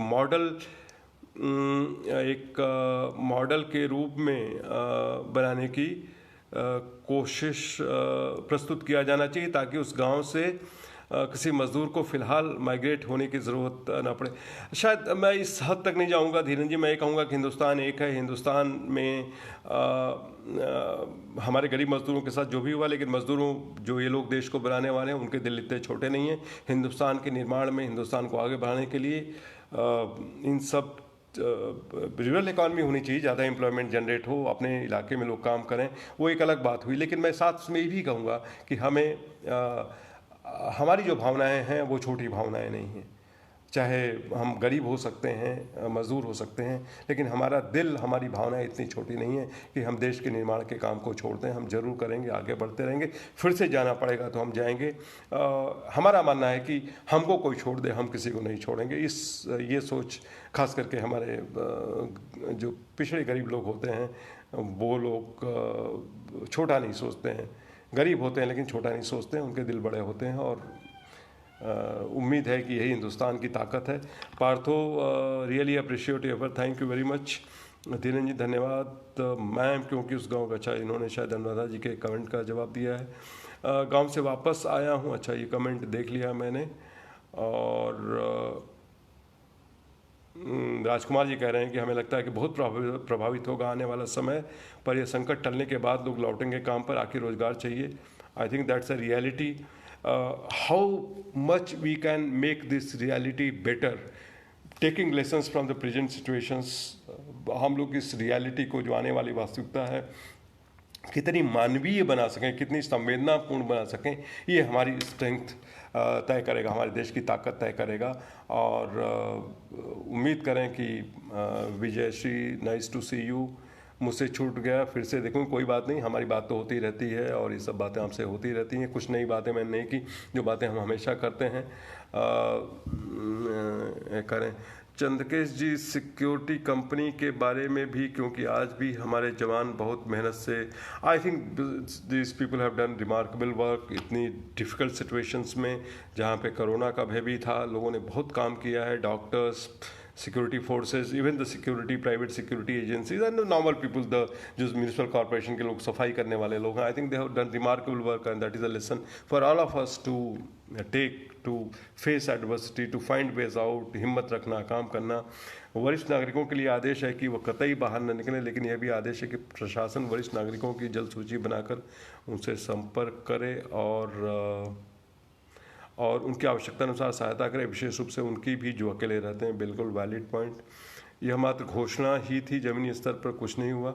विदेशिया की आवाज़ की तरह ही अगर इसके लिए कुछ अगर प्रस्ताव हो तो अच्छा होगा। जी रऊफ भाई, हम लोग we will certainly try to whatever resources, limited resources we have, हम लोग करने की कोशिश करेंगे। ख्वाजा गरीब नवाज़ और दूसरे सूफियों की भी जोड़िए। बिल्कुल जुड़े हुए हैं इसमें। एक्चुअली हम सूफी परंपरा को और भक्ति काल को अलग से देखते नहीं, उसके बारे में अलग से बात होगी। एक्चुअली सूफी परंपरा जो इस्लाम की सूफी परंपरा है और हिंदू धर्म में जो हिंदू परंपरा में जो भक्ति मार्ग है, बेसिकली एक ही चीज़ है, खाली शब्द अलग हैं। और अभी मैं एक पाकिस्तानी, एक नाम मैं भूल रहा हूँ, कराची में रहते हैं, एक उनका वो कबीर के बारे में बात कर रहे थे और कृष्ण के गीत गा रहे थे। तो मुझे कोई नहीं लगता कि कोई दोनों में फ़र्क है। सूफी परंपरा, वहाँ पे आप देखिएगा बहुत ही खूबसूरत मिलन, इस्लाम के एकेश्वरवाद और हिंदू परंपरा के जो वेदांत का एकेश्वरवाद है, दोनों का इतना सुंदर मिलन होता है। और वही मिलन स्थल पे ही सूफी है। वहाँ पे जो रिवोल्ट होती है, जो इस्लाम के एब्स्ट्रैक्ट फॉर्म से और हिंदुज़म के एब्स्ट्रैक्ट वेदांत में जो एक तरीके से उस एब्स्ट्रैक्ट फॉर्म के सामने रिवोल्ट होती है, और आम इंसान ईश्वर को अपनी ज़िंदगी से, अपने प्रेम से जोड़ना चाहता है। जो प्रेम की परंपरा रही है, वो बहुत बड़ी परंपरा रही है, और वो प्रेम जो है हमेशा एक तरीके से रिवोल्ट करने की तरफ प्रेरित करता है। सूफी परंपरा भी वही रिवोल्ट है, वो जो एब्स्ट्रैक्ट एकेश्वरवाद है। और भक्ति, हिंदू परंपरा में भी जो भक्ति की परंपरा है। Vijendra ji, Vaikom Satyagraha, thank you very much. आप हिस्ट्री जानते हैं, वो शब्द मुझे मिल। वाइकोम सत्याग्रह था 1925 में केरला में, बिल्कुल नारायण गुरु के शिष्यों के साथ किया था गांधी जी ने। और वो चीज़ पढ़ने लायक है। Gandhi ji he went all the way Bombay से वो पूरा वहाँ पे जाते हैं इसी आंदोलन के लिए, कि किस तरीके से दलितों और शायद उसी एक लीडर की ज़रूरत है जिस तरीके से गांधी जी ने किया था। गांधी जी को अगर लगा कि वाइकोम में ज़रूरत है, वाइकोम में दलितों के साथ जो अन्याय हो रहा है उसके लिए हमें वहाँ जाने की ज़रूरत है। आज भी शायद ऐसी ज़रूरत है, कोई नेता हो जो कहीं पे दंगे हो रहे हैं वहाँ पे जाए, कहे कि हमारी ज़रूरत है, और उनको दूर करने की कोशिश करे और दोनों से बातें करे। मध्यम मार्ग हमारा रास्ता है। बुद्ध ने मध्यम मार्ग की बात की थी कि बैठिए, बातचीत करिए। गांधी वहाँ पे गए और जो मेरे ख्याल से वहाँ पे नंबूदरी कम्युनिटी थी, इफ़ आई एम राइट, उन लोगों से बातचीत उन्होंने किया और बातचीत से कुछ सुधार हुआ, लेकिन पूरा सुधार नहीं हुआ। तो वो एक इतिहास है, वो इतिहास से हमें सीखना चाहिए। और गांधी जैसे जो महान पुरुष हैं जिन्होंने इन सब चीज़ों के लिए बहुत ज़्यादा कुछ किया हुआ है, उनका पूरी ज़िंदगी भरी पड़ी है। वैसे उदाहरण से कई बार लोग शायद आज ज़रूरत है गांधी को याद करने की भी, कि अक्सर हम गांधी को कहते हैं कि अरे उनके चरखे से थोड़ी आज़ादी मिलेगी। तो गांधी ने क्या किया था वो आप देखिए इतिहास को। वो पूरा 1915 से लेकर के जब वो भारतीय जीवन में आते हैं, BHU में जो उनकी पहली पब्लिक मीटिंग थी जिसमें वो गए थे, BHU का इनाग्रेशन हो रहा था, और जो ब्रिटिश एम्पायर के जो रिप्रेजेंटेटिव थे, number 1 representative in India, he was present there, Annie Besant वहाँ पे थी। और उन्होंने, गांधी ने कहा था, अब तो अचानक के बाद निकल आई तो मैं कह रहा हूँ, गांधी ने कहा था कि ऐसे लोग आपका शासक नहीं होना चाहिए जो आपके शहर में आने, वो जो शासक आए थे, ब्रिटिश शासक उस समय थे, तो वहाँ पे सुरक्षा के इतने ज़्यादा इंतजाम किए गए थे बनारस में कि आम जिंदगी उस समय प्रभावित प्रभावित हो गई थी। तो गांधी जी ने कहा था कि ऐसा शासक नहीं होना चाहिए जिसके आने से लोगों को डर लगे, लोगों को ज़िंदगी तबाह हो जाए। उन्होंने ओपन इसमें कहा था, ओपन मीटिंग में कहा था। एनी बेसेंट ने उनको रोकने की कोशिश की थी, गांधी रुके नहीं थे। गांधी की ताकत थी कि वो सच को बोलने में वो झिझकते नहीं थे। वहीं पे वो बैठे हुए थे, वहाँ ब्रिटिश एम्पायर के प्रतिनिधि उनके सामने ही उन्होंने कहा था। कई लोगों ने उनका विरोध भी किया था, गांधी जी को इतना रूखा नहीं होना चाहिए था, लेकिन सत्य में ताकत होती है। और गांधी जी, ऐसे बहुत सारे उदाहरण हैं इतिहास में गांधी जी की ताकत के बारे में। इसलिए हम बुद्ध से कबीर तक में गांधी जी को बार बार याद करते रहते हैं। वो उनके जो दृष्टांत हैं, उनकी जो घटनाएं हैं। श्रुति जी कह रही हैं, our cultural values are very high, so our organisation is working on maintaining the same through awareness programmes. I am also motivated, you are most welcome, you are part of it. Shruti ji, please inspire the young people with their entrepreneurship. Gandhi ji के ग्राम स्वराज की कल्पना को साकार करे विजयश्री, बहुत ही सच्ची बात है।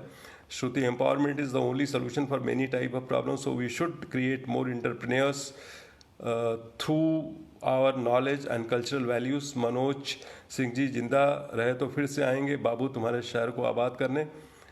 It is our cities, गांव हमारे हैं, शहर हमारे हैं, सब कुछ हमारा है, पूरा हिंदुस्तान हमारा है, हमको कोई नहीं बांट सकता है। Will fight it out, will work together to make this country greater heights, greatest heights, उसमें कोई डाउट नहीं है। तो दोस्तों, 1 घंटा और 25 मिनट हो गया है। अगर कोई और सवाल नहीं है तो मेरे ख्याल से इजाज़त लेना चाहेंगे। इस बहुत ही अच्छा रहा, आई थिंक बहुत अच्छा मौका मिला आज के हालात पे बात करने के लिए। आज की जो सामाजिक व्यवस्था है, जो समाज के सामने चैलेंजेस हैं, हालांकि मैं इकोनॉमिक्स का एक्सपर्ट नहीं हूँ, सोशियोलॉजी का भी एक्सपर्ट नहीं हूँ, लेकिन जो मेरी एक इंसान होने के कारण जो एक तरीके से कहूँ कि जो भावनाएं हैं, जो रिस्पॉन्सेज हैं सिचुएशंस के लिए, I think more as a human being and in a social context, is a social perspective, as a police officer, Buddha से कबीर तक का एक रिप्रेजेंटेटिव होने के कारण और एक महान देश का नागरिक होने के कारण, जिसके सामने बहुत समस्याएं हैं, मेरे जो रिस्पॉन्सेज थे मैंने आपके सामने रखे। Thank you very much Shailan ji, thank you Kirti ji, प्रणाम। और अगर आप लोग इजाज़त दें तो हम पूरा करेंगे। उम्मीद करें कि हम जल्दी जल्दी मिलते रहेंगे और इस तरह के इश्यूज़ पे बातचीत करते रहेंगे। मेरे ख्याल से बहुत ज़रूरत है कि हम लोगों तक पहुँचें और ये बातें ज़्यादातर लोगों को जाएं। जब तक ये बातें ज़्यादातर लोगों को नहीं जाएंगी तब तक हम अपने मकसद में सफल नहीं होंगे। बहुत बहुत धन्यवाद आप लोगों को और जल्दी फिर मिलेंगे। इजाज़त लेता हूँ, धन्यवाद, जय हिंद।